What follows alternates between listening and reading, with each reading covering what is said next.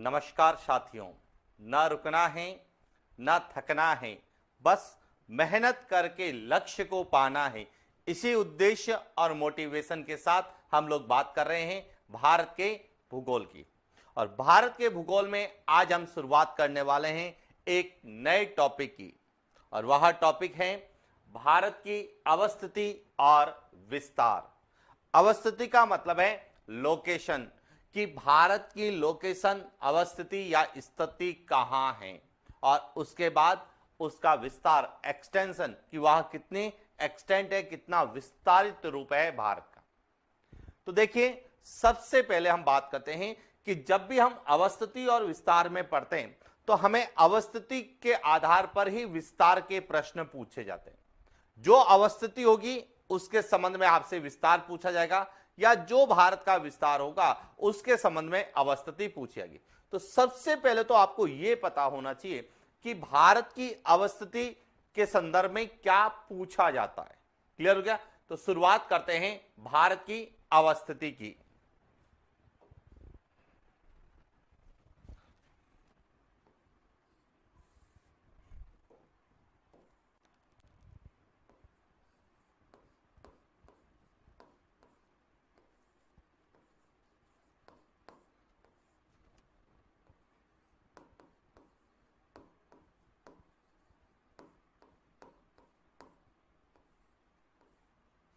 भारत की अवस्थिति यानी कि लोकेशन ऑफ इंडिया। अब जब भारत की अवस्थिति की बात करते हैं तो सबसे पहले तो हमें यह पता होना चाहिए कि अवस्थिति कितने प्रकार से पूछी जाती है। तो देखिए, किसी भी क्षेत्र की जो अवस्थिति है, यानी कि यदि हम पृथ्वी के संदर्भ में बात करते हैं तो पृथ्वी पर किसी भी देश की, किसी भी महाद्वीप की, किसी भी राज्य की या किसी भी भौगोलिक क्षेत्र की अवस्थिति का जो निर्धारण है वह दो प्रकार से होता है। सबसे पहले उसकी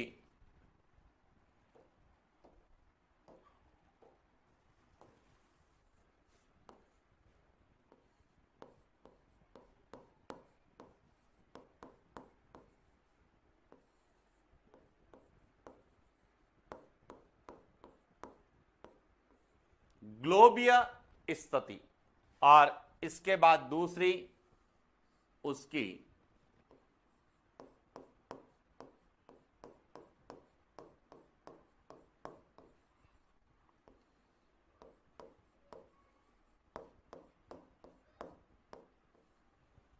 यानी कि यदि हम भारत की अवस्थिति की बात कर रहे हैं तो आपको भारत की ग्लोबीय स्थिति के बारे में और भारत की भौगोलिक स्थिति के बारे में क्लियर होना चाहिए। देखिए, यहां जो है ग्लोबीय स्थिति।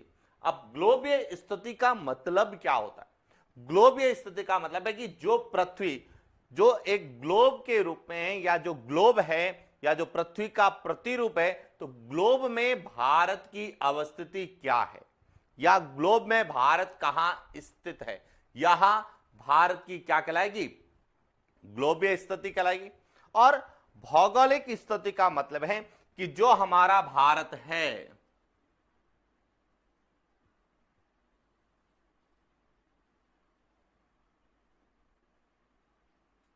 यह जो हमारा भारत है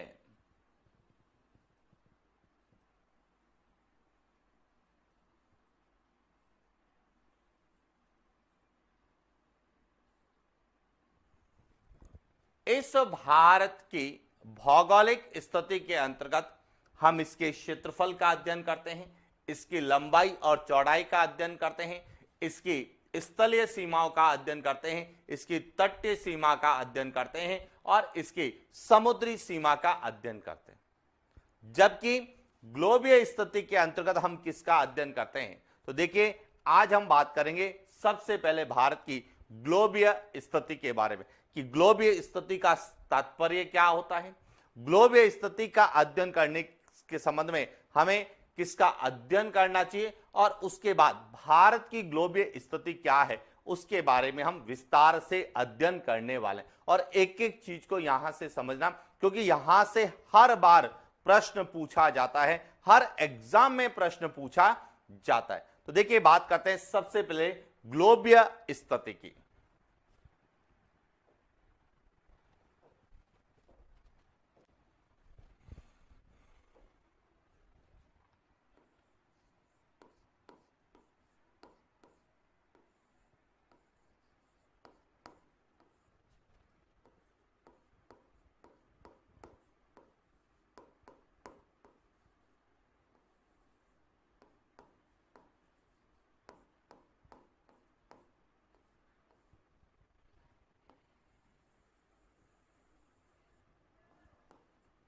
भारत की ग्लोबीय स्थिति। अब ग्लोबीय स्थिति का मतलब है कि भारत की ग्लोबीय स्थिति का तात्पर्य है कि भारत का स्थिति को अक्षांश और देशांतर के माध्यम से व्यक्त करना, यानी कि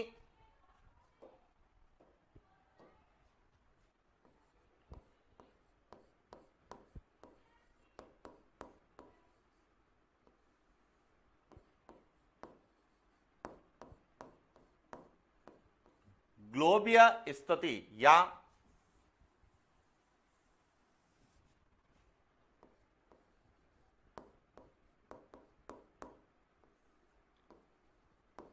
किसी क्षेत्र, जैसे एग्जाम्पल हम ले लेते हैं भारत,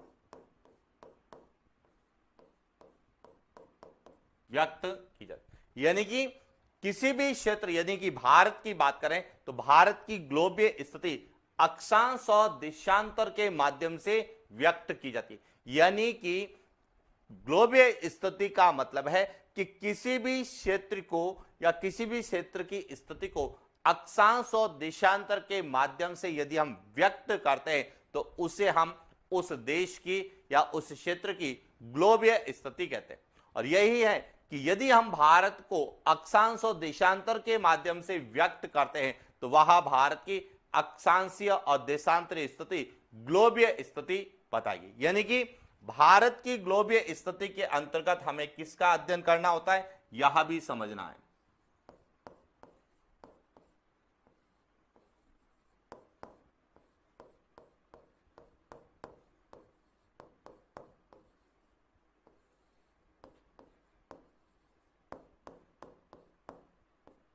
भारत की ग्लोबीय स्थिति के अंतर्गत हमें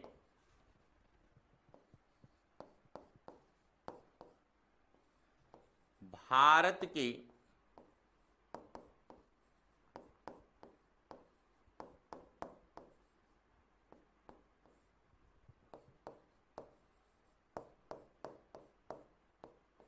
अक्षांशीय स्थिति और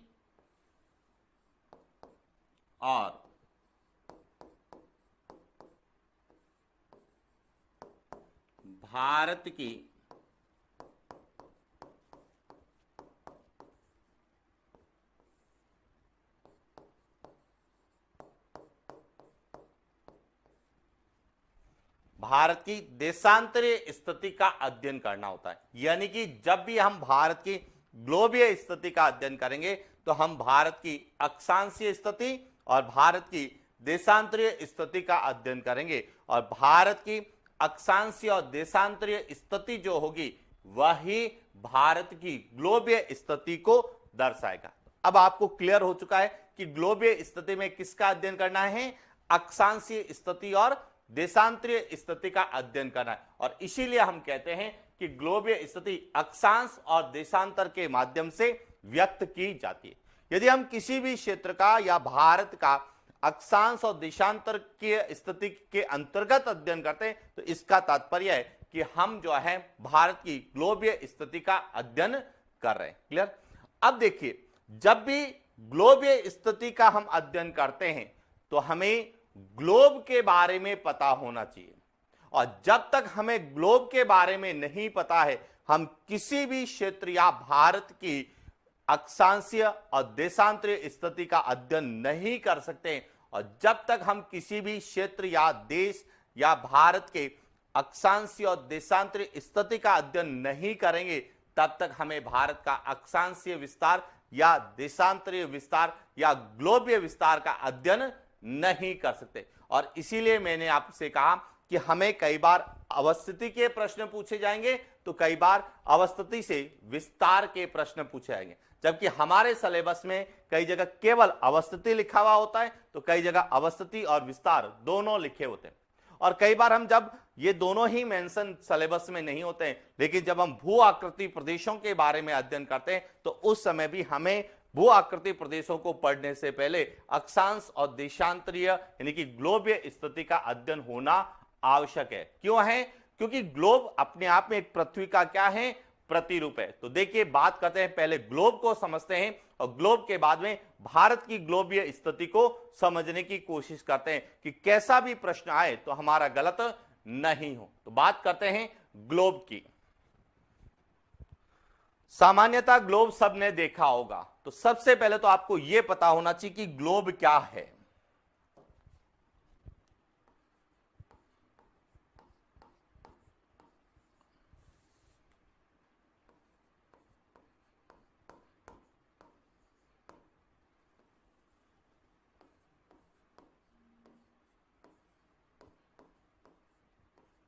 ग्लोब, ग्लोब यानी कि एक तरह से यहां आपने कई बार देखा होगा, इस तरह की जो है आपने एक आकृति अपने स्कूली एजुकेशन के दौरान देखी होगी।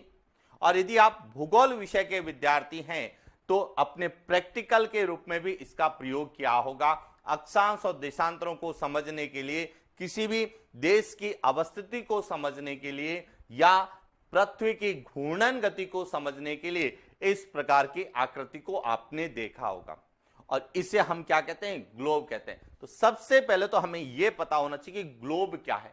तो ग्लोब जो है यहां एक पृथ्वी का लघु प्रतिरूप है, यानी कि पृथ्वी का एक छोटा रूप है जिस पर अक्षांश और देशांतरों का क्या बना हुआ होता है? जाल बना होता है। अक्षांश और देशांतरों का क्या बना हुआ होता है? जाल बना होता है। अब समझना सबसे पहले ग्लोब क्या है।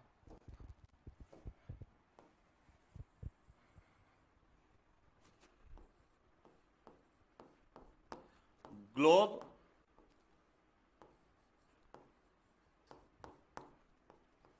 पृथ्वी का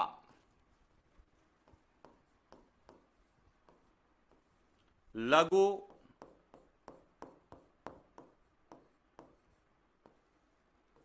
प्रतिरूप है जिस पर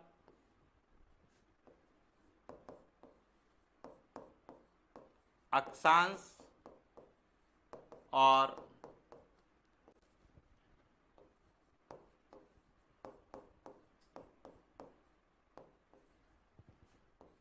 देशांतर का जाल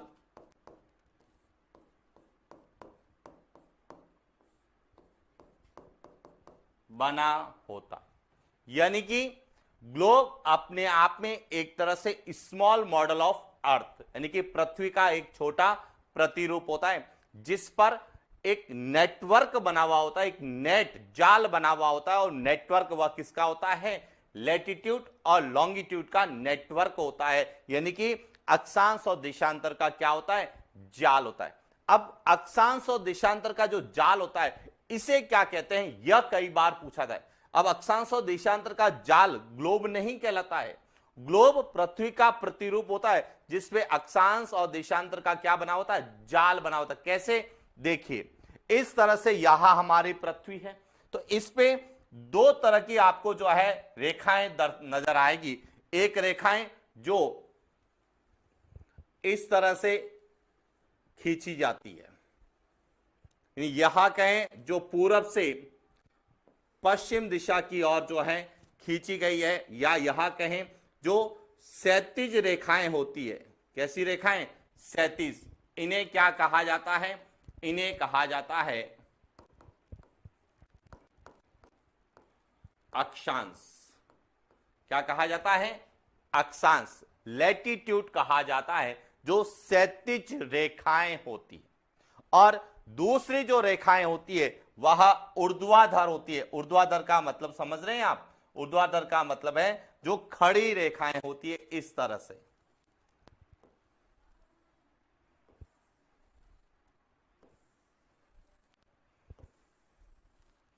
इस तरह से खड़ी रेखाएं जो ऊर्ध्वाधर रेखाएं होती है, इन्हें क्या कहा जाता है? इन्हें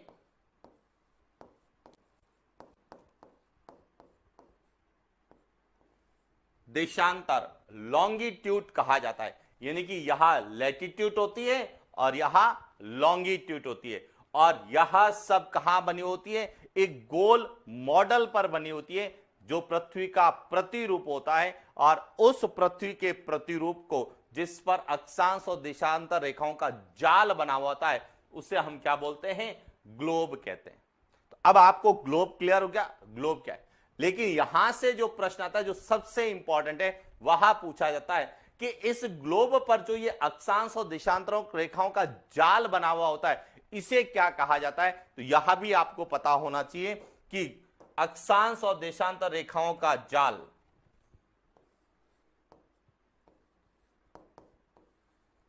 अक्षांश एवं देशांतर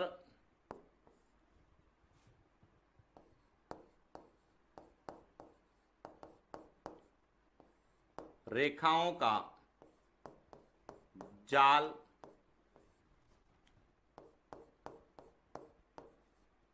ग्रिड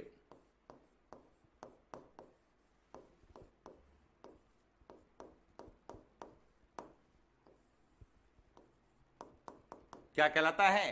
ग्रिड कहलाता है। और ये ग्रिड शब्द कई बार एग्जाम में पूछा गया है कि ग्रिड क्या है। ग्रिड अक्षांश और देशांतर रेखाओं का क्या है? जाल है। और यह जाल किस पर बना हुआ होता है? यह ग्लोब पर बना हुआ होता है। अब आपको क्लियर हो गया कि जब भी आपसे पूछा जाए ग्लोब क्या है, तो पृथ्वी का लघु प्रतिरूप होता है, ये स्मॉल मॉडल होता है जिस पर लैटिट्यूड और लॉन्गिट्यूड का एक नेटवर्क बना हुआ होता है, और लैटिट्यूड और लॉन्गिट्यूड का नेटवर्क को जो है हम क्या कहते हैं? ग्रिड की संज्ञा देते हैं।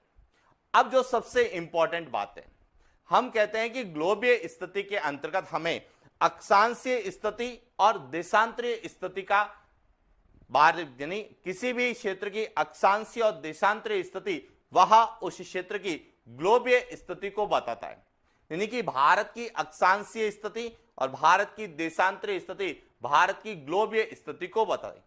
तो जब भारत की ग्लोबीय स्थिति को हमें पढ़ना है, तो हमें अक्षांशीय स्थिति और देशांतरीय स्थिति को पढ़ना होगा, और जब हमें अक्षांशीय और देशांतरीय स्थिति को पढ़ना होगा, तो हमें अक्षांश और देशांतरों को भी समझना होगा।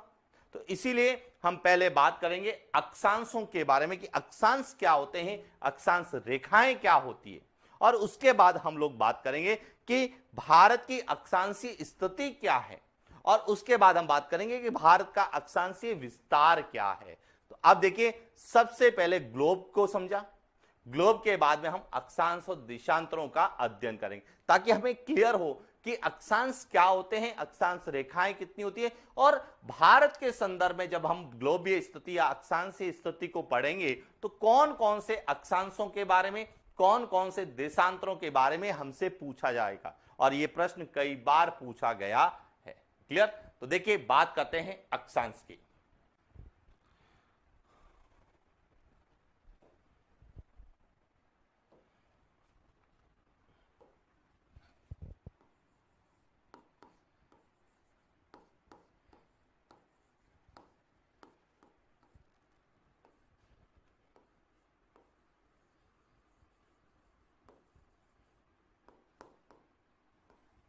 लैटिट्यूड क्या कहलाएगा?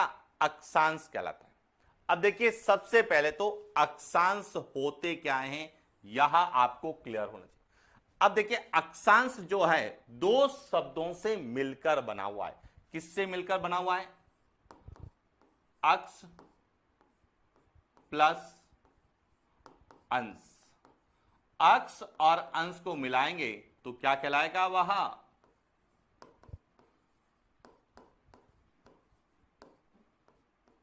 अक्षांश कहलाता है। यानी कि अक्षांश अक्ष और अंश से मिलकर बना हुआ है, जिसे हम क्या बोलते हैं, अक्षांश कहते हैं। यहां तक क्लियर हो गया। अब देखिए अक्ष क्या होता है और अक्ष का अंश क्या होता है, यानी कि अक्ष को यदि आपने समझ लिया तो अक्षांश समझ में आएगा, और जब आपने अक्षांश को समझ लिया तो अक्षांश रेखाएं समझ में आएगी। अब देखिए समझना, सबसे पहले हम बात करते हैं अक्ष की। अक्ष क्या होता है? अब जब हम ग्लोब की बात करते हैं तो पृथ्वी के संदर्भ में बात करते हैं कि अक्ष क्या होता है, तो अक्ष का मतलब होता है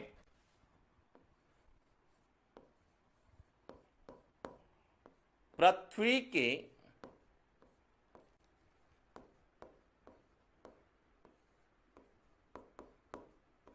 केंद्र से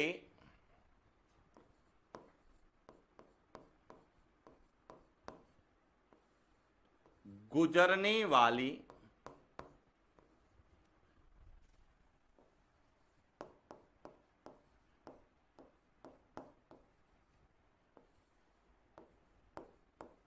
काल्पनिक रेखा जो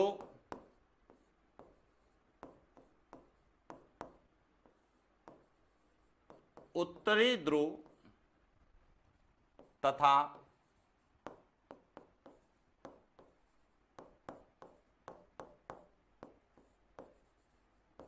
दक्षिणी ध्रुव को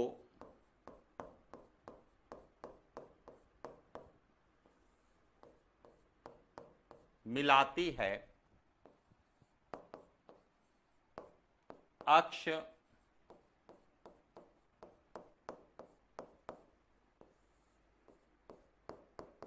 कहलाती है। यानी कि अक्षांश को पढ़ने से पहले हमें अक्ष के बारे में पता होना चाहिए कि अक्ष क्या होता है। तो अक्ष जो है यहां पृथ्वी के केंद्र से गुजरने वाली काल्पनिक रेखा है, एक इमेजिनरी लाइन होती है जो कि पृथ्वी के सेंटर से गुजरती, और यह किसको मिलाती है? नॉर्थ पोल और साउथ पोल को क्या करती है? वहां मिलाती है।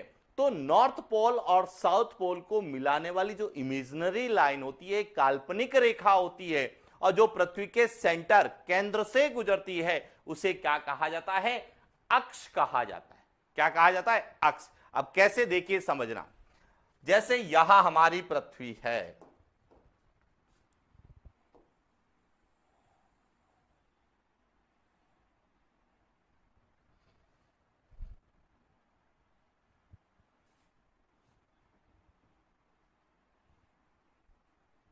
यहां पृथ्वी है,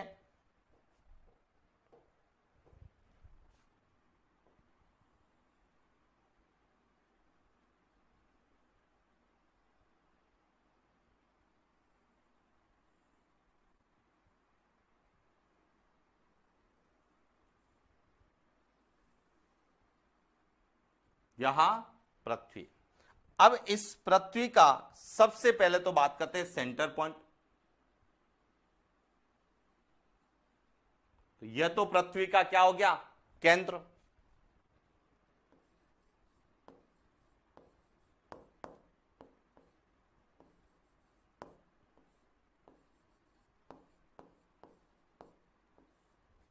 अब इसके बाद आता है कि वह काल्पनिक रेखा जो पृथ्वी के केंद्र से तो गुजरती है, लेकिन नॉर्थ पोल और साउथ पोल को क्या करेगी? मिलाएगी। तो नॉर्थ पोल और साउथ पोल की भी बात करते हैं। तो देखिए पृथ्वी जो है अपने अक्ष से 23.5 डिग्री क्या है? झुकी हुई है।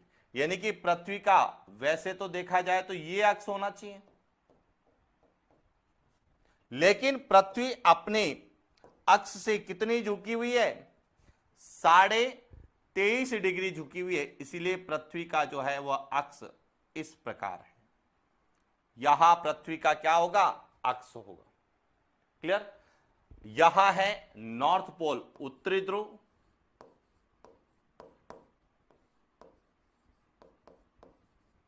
और यहां पृथ्वी का कौन सा होगा?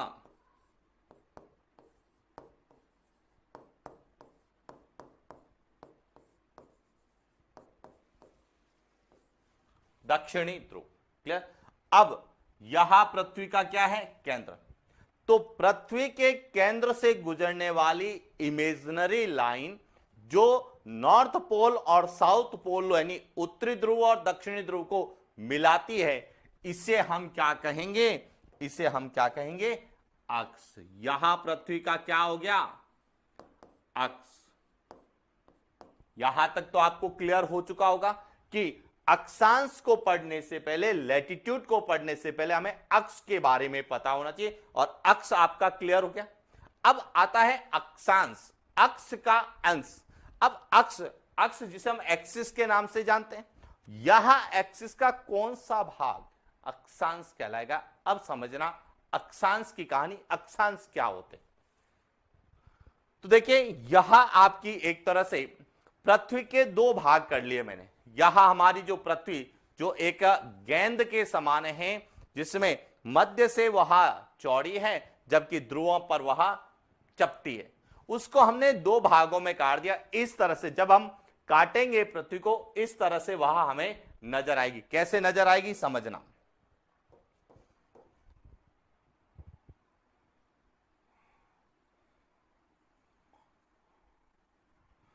यहां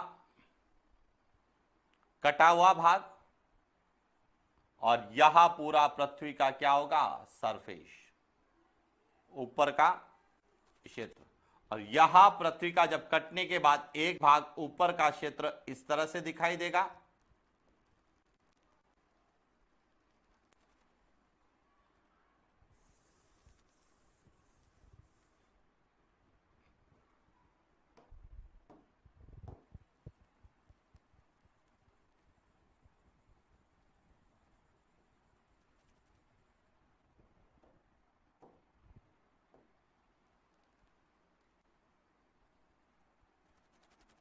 यानी यहां पृथ्वी का आंतरिक भाग है और यहां पृथ्वी का ऊपरी भाग है। यानी कि गेंद को यदि हम काटते हैं तो यहां गेंद का ऊपरी भाग हो गया, यहां गेंद का आंतरिक भाग हो गया। क्लियर हो गया? अब देखिए, हम बात करते थे पहले तो अक्ष की। तो हमने कहा अक्ष क्या होता है? पृथ्वी का जो यहां है पृथ्वी का केंद्र। यहां पृथ्वी का क्या हो गया? केंद्र। यहां जो भाग है, यहां नॉर्थ पोल और यहां साउथ पोल, और इनके मध्य से जो गुजरने वाली यहां जो इमेजिनरी लाइन है, यहां क्या कहलाती है? अक्ष।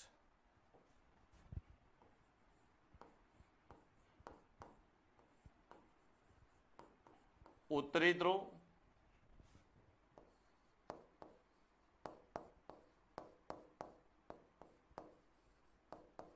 दक्षिणी ध्रुव, और यह भाग है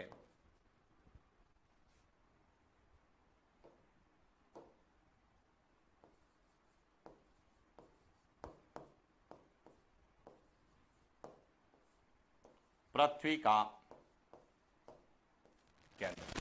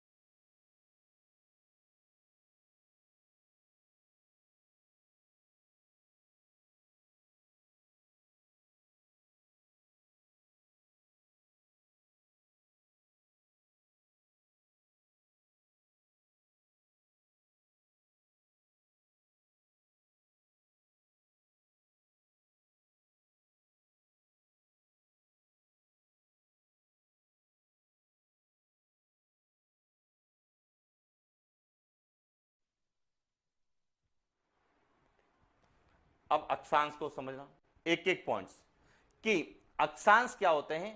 कि पृथ्वी के केंद्र, पृथ्वी के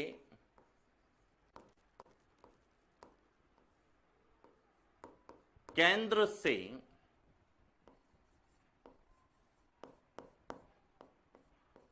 पृथ्वी की सतह पर स्थित किसी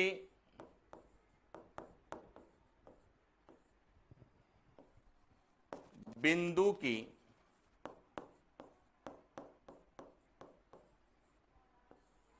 कोणात्मक दूरी अक्षांश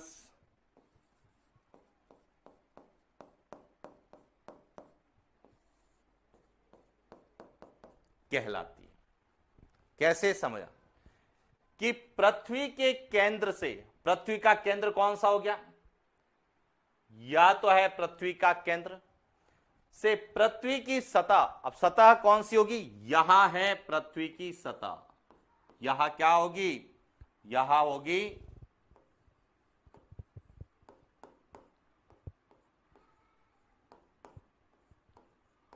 पृथ्वी की सतह। अब पृथ्वी के केंद्र से पृथ्वी की सतह पर स्थित कोई बिंदु, माना बिंदु एक यहां है, एक बिंदु यहां है, एक यहां पर है, एक यहां पर है, एक यहां पर है, तो यह पृथ्वी के केंद्र से पृथ्वी की सतह पर स्थित कोई भी बिंदु की कोणात्मक दूरी यानी कि एंगुलर डिस्टेंस, वह कितने डिग्री का कोण बना रहा है, एंगुलर डिस्टेंस। यहां एंगुलर डिस्टेंस क्या कहलाता है, अक्षांश कहलाता है। यानी कि पृथ्वी के केंद्र से पृथ्वी की सतह पर स्थित कोई भी बिंदु है, उसकी इस केंद्र से दूरी कितने डिग्री है, 0 डिग्री है तो 0 डिग्री अक्षांश कहलाएगा, 10 डिग्री है तो 10 डिग्री अक्षांश कहलाएगा, 23 डिग्री है तो 23 डिग्री अक्षांश कहलाएगा, यदि 90 डिग्री है तो 90 डिग्री अक्षांश कहलाएगा। तो अक्षांश क्या होते हैं, पृथ्वी के केंद्र से पृथ्वी की सतह पर स्थित किसी भी बिंदु की कोणात्मक एंगुलर डिस्टेंस होती है, जो कि यहां सदैव डिग्री में होती है। किसमें होती है, डिग्री में होती है। पॉइंट क्लियर हो गया। अब आता है एक और शब्द कि हम जब पढ़ते हैं तो हमें अक्षांश रेखाएं पूछी जाती है। तो अब अक्षांश रेखाओं की बात करते हैं। अक्षांश रेखाएं क्या होती है,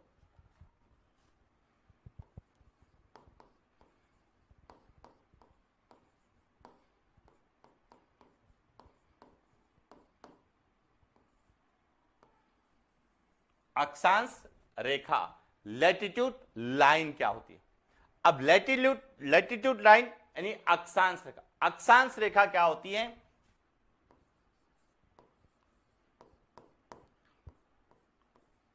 पृथ्वी की सतह पर स्थित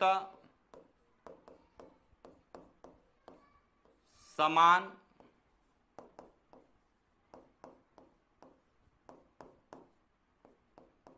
अक्षांशों को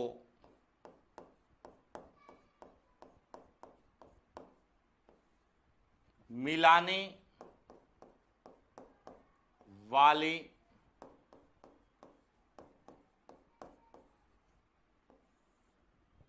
काल्पनिक रेखा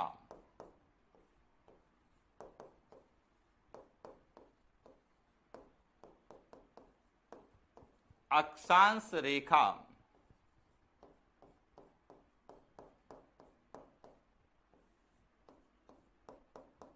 कहलाती है। अब ध्यान रखना, अक्षांश क्या थे, पृथ्वी के केंद्र से पृथ्वी की सतह पर स्थित कोई भी बिंदु है उसकी कोणात्मक दूरी अक्षांश कहलाती थी। लेकिन अक्षांश रेखाएं क्या होती है, अक्षांश रेखा एक काल्पनिक रेखा है, इमेजिनरी लाइन है, ये ड्रॉ नहीं की गई है, एक इमेजिन किया गया है, एक कल्पना की गई है कि ऐसी काल्पनिक रेखा जो पृथ्वी की सतह पर समान अक्षांशों को मिलाएगी। कैसे, देखिए यहां स्थिति बात करें, यहां 0 डिग्री है, यहां भी 0 डिग्री है, यहां भी 0 डिग्री है, यहां भी 0, यहां 0 डिग्री पर स्थित कोई बिंदु है, तो यहां पृथ्वी की सतह पर जो 0 डिग्री पर स्थित है, इनको जो यह मिलाने वाली काल्पनिक रेखा होगी, इसे हम क्या बोलेंगे? 0 डिग्री अक्षांश रेखा कहेंगे। क्या कहेंगे? 0 डिग्री अक्षांश रेखा। लेकिन सामान्यतः जब हम पढ़ते हैं तो हम 0 डिग्री अक्षांश के नाम से ही जानते हैं। तो अब यह ध्यान रखना, अक्षांश पृथ्वी के केंद्र से सतह तक की कोणात्मक दूरी होती है, जबकि अक्षांश रेखाएं पृथ्वी की सतह पर खींची गई काल्पनिक रेखाएं हैं, जो क्या करती हैं? समान अक्षांशों को मिलाती है। क्लियर? लेकिन कुछ किताबों में यह भी लिखा हुआ मिलता है कि भूमध्य रेखा के समांतर पूरब से पश्चिम या पश्चिम से पूरब खींची गई काल्पनिक रेखाएं जो उत्तर और दक्षिण की कोणात्मक दूरी दर्शाती है, उसे भी हम क्या कहते हैं? अक्षांश रेखाएं कहते हैं। तो देखिए, अब इसको कैसे समझना, इसकी भी हम बात करते हैं। तो पहले तो आपको लैटिट्यूड क्या होते हैं यह क्लियर होना चाहिए, फिर लैटिट्यूड लाइन क्या होती है यह क्लियर होना चाहिए। लैटिट्यूड लाइन या अक्षांश रेखा सदैव पृथ्वी की सतह पर खींची गई होती है, जबकि यह पृथ्वी के केंद्र से सतह तक की कोणात्मक दूरी को दर्शाता है। अब देखिए, इससे थोड़ा सा आगे बढ़ते हैं। आगे बढ़ने का मतलब है कि अक्षांश रेखाओं को थोड़ा सा डिटेल से पढ़ते हैं, क्योंकि अक्षांश रेखाओं के आधार पर ही हम भारत की अक्षांशीय स्थिति या अक्षांशीय विस्तार का अध्ययन कर पाएंगे। तो देखिए, अक्षांश रेखाओं के बारे में दो तरह की अवधारणाएं हैं।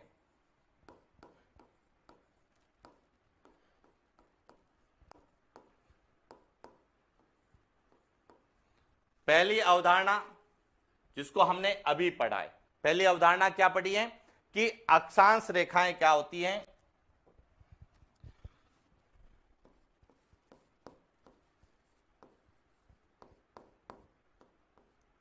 पृथ्वी की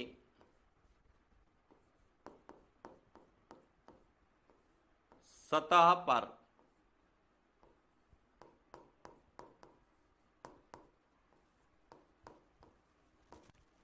खींची गई या सतह पर समान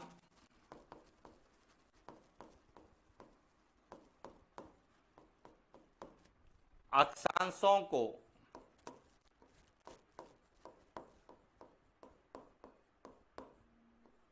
मिलाने वाली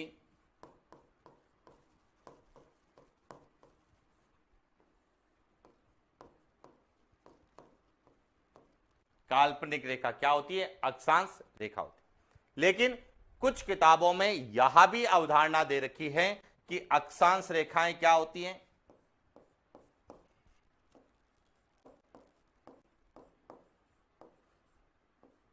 भूमध्य रेखा के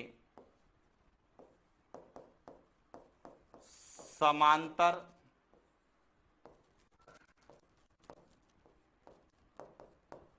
पूरब से पश्चिम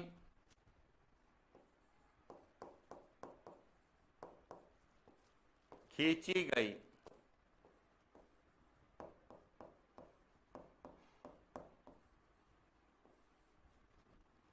काल्पनिक रेखा जो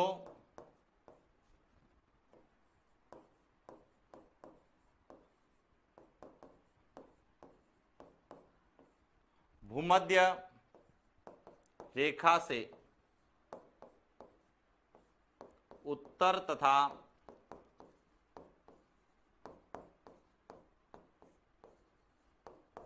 दक्षिण की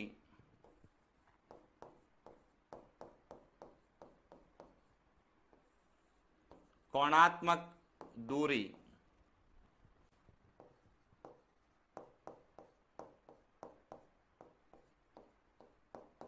दर्शाती है। ये दोनों ही अवधारणाएं सही हैं। कैसे हैं आप समझना। हमने पढ़ा कि अक्षांश रेखाएं पृथ्वी की सतह पर समान अक्षांशों को मिलाने वाली काल्पनिक रेखाएं होती हैं। कैसे? देखिए,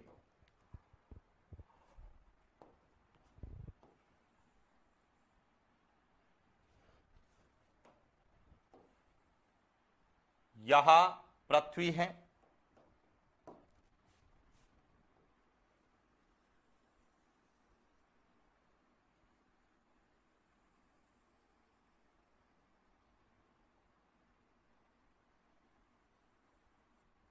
यह क्या है? पृथ्वी। और पृथ्वी पर जो समान अक्षांश है, देखिए यह 0 डिग्री अक्षांश है, यह 0 डिग्री, इसको जो मिलाएगी इसको हम बोलेंगे 0 डिग्री अक्षांश या भूमध्य रेखा।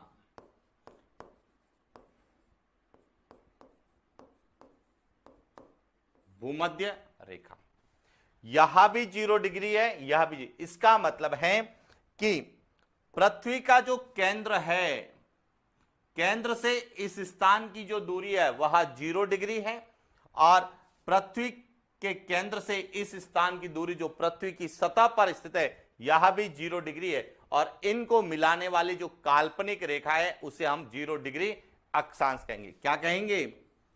0 डिग्री अक्षांश रेखा कहेंगे। और यह 0 डिग्री अक्षांश रेखा पृथ्वी के मध्य से गुजरती है, इसीलिए इसे भूमध्य रेखा भी कहते हैं। और यहां पर सूर्य सदैव सीधा चमकता है, इसीलिए इसे हम क्या कहते हैं? विषुवत रेखा कहते हैं, या इक्वेटर के नाम से जानते हैं। क्लियर? अब समझना, दूसरी अवधारणा कहती है कि इस भूमध्य रेखा के समांतर पूरब से पश्चिम खींची गई काल्पनिक रेखाएं, इस तरह से पूरब से पश्चिम या पश्चिम से पूरब कहें, इस तरह से जो समांतर खींची गई काल्पनिक रेखाएं हैं, ठीक है, जो क्या बताती है? इस भूमध्य रेखा के यह उत्तर है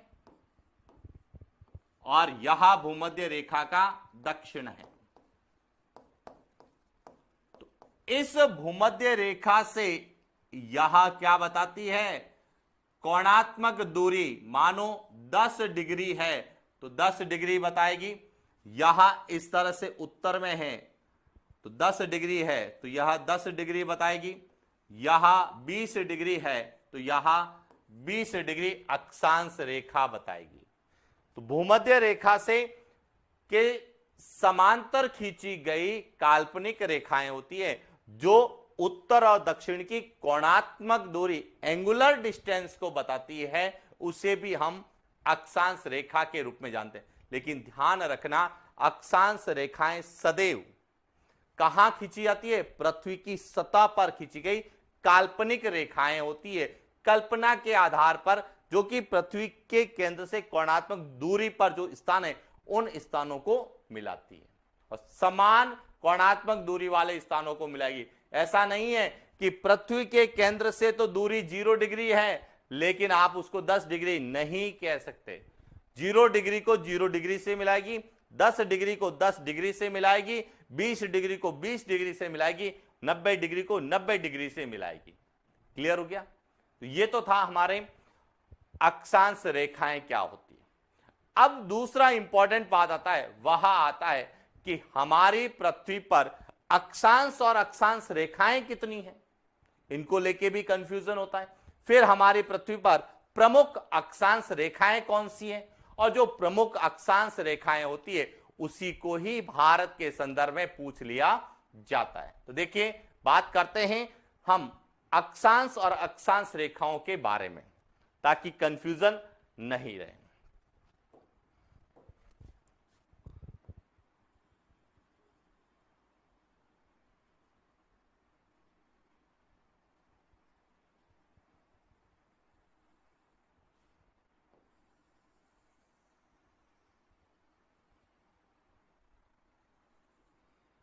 यहां क्या है? यहां पृथ्वी। Point clear? अब देखिए, हमने क्या कहा? अक्षांश और अक्षांश रेखाएं। अब एक एक पॉइंट समझना। हम बात करते हैं सबसे पहले अक्षांश की।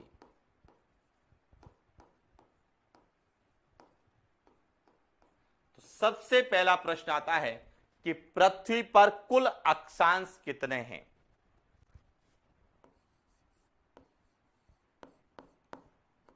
पृथ्वी पर कुल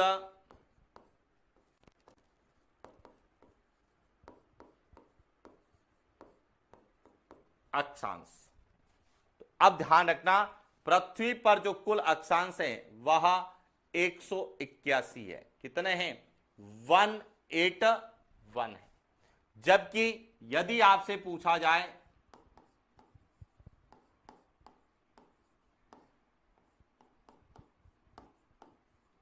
अक्षांश रेखा, यदि यहां पूछा जाए कि पृथ्वी पर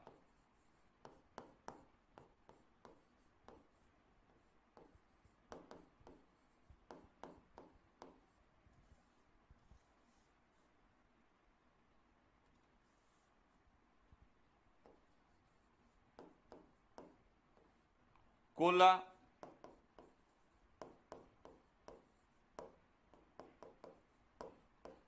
अक्षांश रेखा, तो यह 179 है।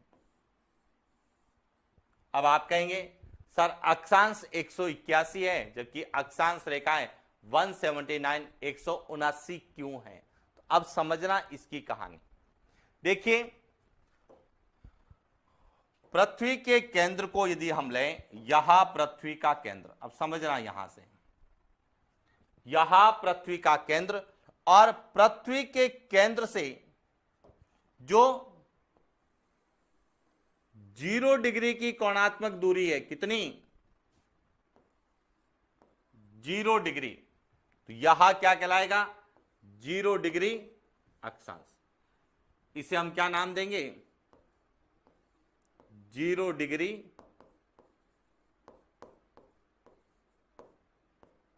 अक्षांश। क्लियर? और इस पृथ्वी के केंद्र से अधिकतम दूरी कितनी हो सकती है? कोणात्मक दूरी तो 90 डिग्री तक हो सकती है। और यहां से कितनी हो सकती है?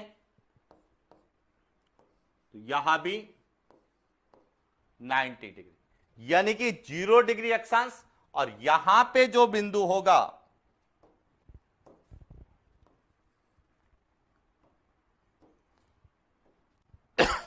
यहां बिंदु, यहां 90 डिग्री अक्षांश, और यहां पर भी कितना होगा? 90 डिग्री अक्षांश होगा। इसका मतलब 0 के बाद में 1 डिग्री, 2 डिग्री, 3 डिग्री, 4 डिग्री, और इस तरह से कितने डिग्री तक होगा? 90 डिग्री तक। और इसी प्रकार 1 डिग्री, 2 डिग्री, 3 डिग्री, यहां भी कितने तक होगा? 90 डिग्री तक। इसका मतलब इस 0 डिग्री अक्षांश के उत्तर में कितने अक्षांश होंगे? 90। और इस 0 डिग्री के दक्षिण में भी कितने होंगे? 90। तो अब समझना, 90 तो उत्तर के प्लस 90 दक्षिण के, और 0 डिग्री खुद अपने आप में एक क्या है? अक्षांश है। तो टोटल कितना होगा? 181। यानी कि यहां 90 डिग्री उत्तर, यहां 90 डिग्री दक्षिण, और यहां जो है वह 0 डिग्री। तो टोटल कितने होते हैं? 181 होते हैं अक्षांश। अब आप कहेंगे सर जब अक्षांश 181 है तो अक्षांश रेखाएं कम क्यों होती है? अब समझना इसकी कहानी कि इसमें जो है 90 डिग्री जो उत्तर अक्षांश है, या 90 डिग्री जो दक्षिण का अक्षांश है, यह बिंदुवत होते हैं, यानी कि बिंदु के समान होते हैं, रेखा के रूप में नहीं होते। इसीलिए इसमें 181 माइनस 2 कर देते हैं तो 179 आता है। और इसीलिए हम कहते हैं कि जो बिंदुवत, यानी इसमें किसको मानते हैं, 90 डिग्री उत्तरी अक्षांश,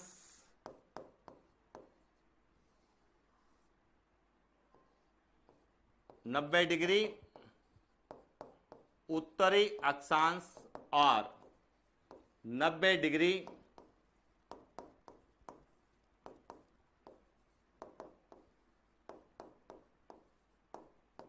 दक्षिणी अक्षांश, इनको हम अक्षांश रेखाओं में शामिल नहीं करते हैं। यानी ये कहें कि उत्तरी ध्रुव और दक्षिणी ध्रुव को हम अक्षांश रेखाओं में शामिल नहीं करते हैं। इसीलिए अक्षांश रेखाओं में, अक्षांश में से इन दो को कम कर देंगे तो 179 जो आएगा, यह अक्षांश रेखाएं होती है। इसीलिए अक्षांश कितने हैं, तो 181 है, जबकि अक्षांश रेखाएं कितनी होती है, 179 होती है।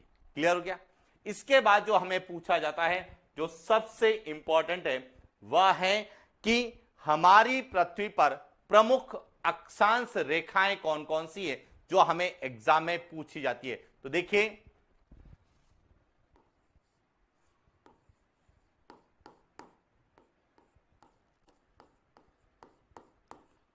ग्लोब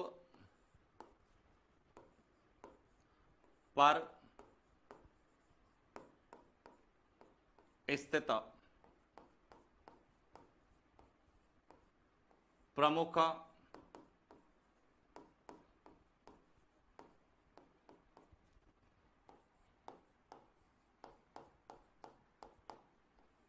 ऑब्लिक कौन कौन सी अक्षांश या कौन कौन सी प्रमुख अक्षांश रेखाएं हैं। और यही हमसे प्रश्न एग्जाम में कई बार पूछा जाता है कि पृथ्वी पर प्रमुख अक्षांश या अक्षांश रेखाएं कौन सी है। अब समझना यहां से एक एक कहानी।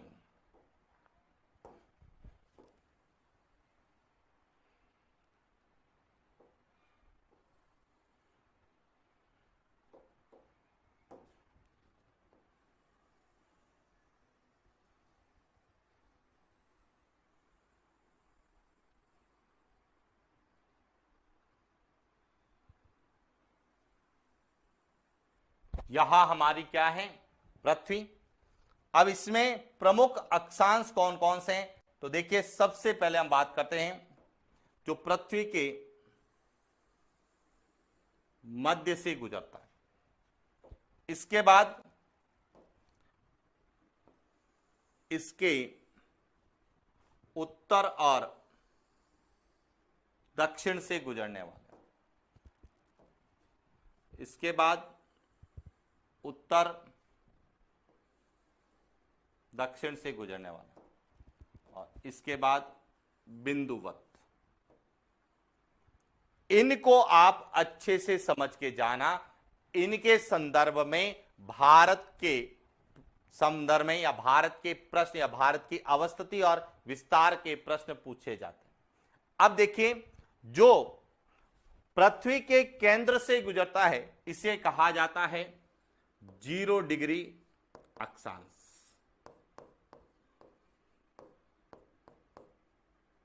जीरो डिग्री अक्षांश या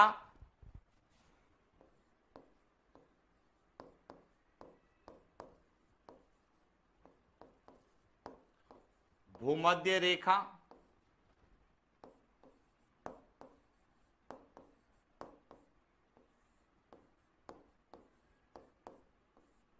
विषुवत रेखा, या जिसे हम इक्वेटर के नाम से जानते हैं। इसके बाद इसके उत्तर में यहां है 23.5 डिग्री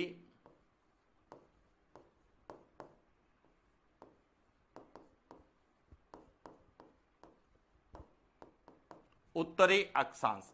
इसे कहा जाता है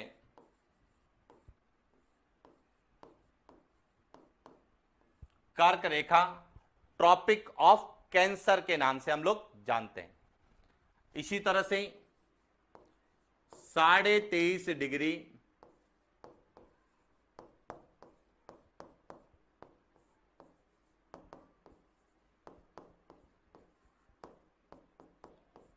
दक्षिणी अक्षांश, इसे कहा जाता है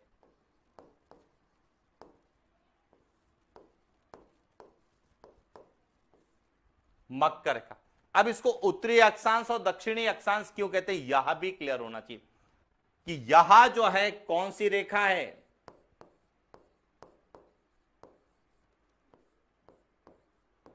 भूमध्य रेखा इक्वेटर है, 0 डिग्री अक्षांश या 0 डिग्री अक्षांश रेखा है। अब इस 0 डिग्री अक्षांश के उत्तर में जो है इसे कहा जाता है उत्तरी गोलार्ध, नॉर्थ हेमीस्फीयर कहा जाता है, और दक्षिण वाला कहलाता है दक्षिणी गोलार्ध, साउथ हेमीस्फीयर, साउथ हेमीस्फीयर कहलाता है।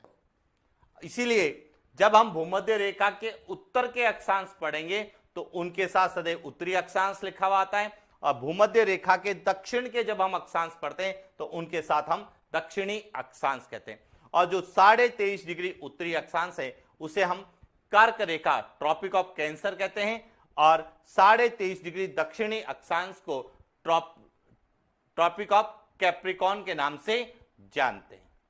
इसके ऊपर जब आते हैं तो यहां जो है यह है 66.5 डिग्री उत्तरी अक्षांश, और इसे कहा जाता है उत्तरी ध्रुव व्रत या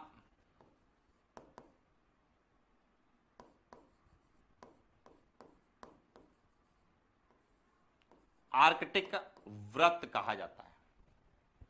और 66.5 डिग्री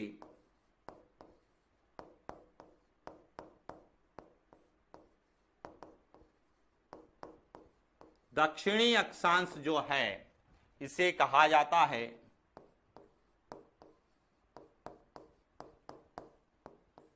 दक्षिणी ध्रुव व्रत या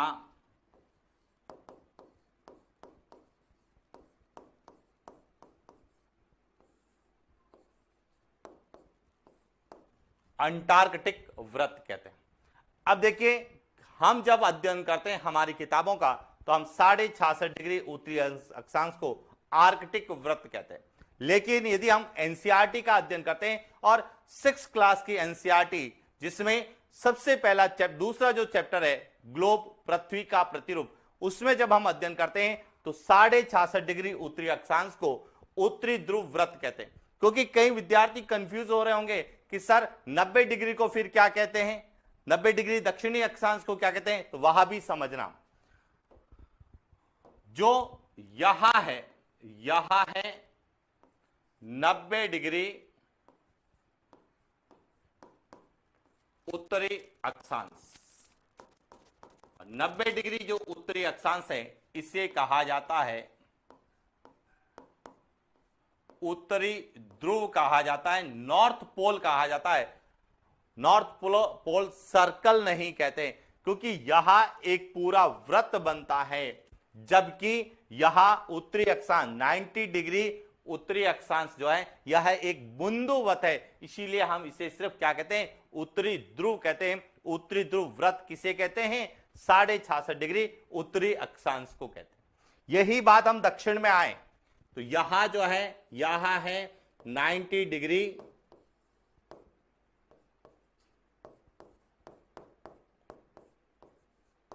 दक्षिणी अक्षांश, 90 डिग्री जो दक्षिणी अक्षांश है इसे कहा जाता है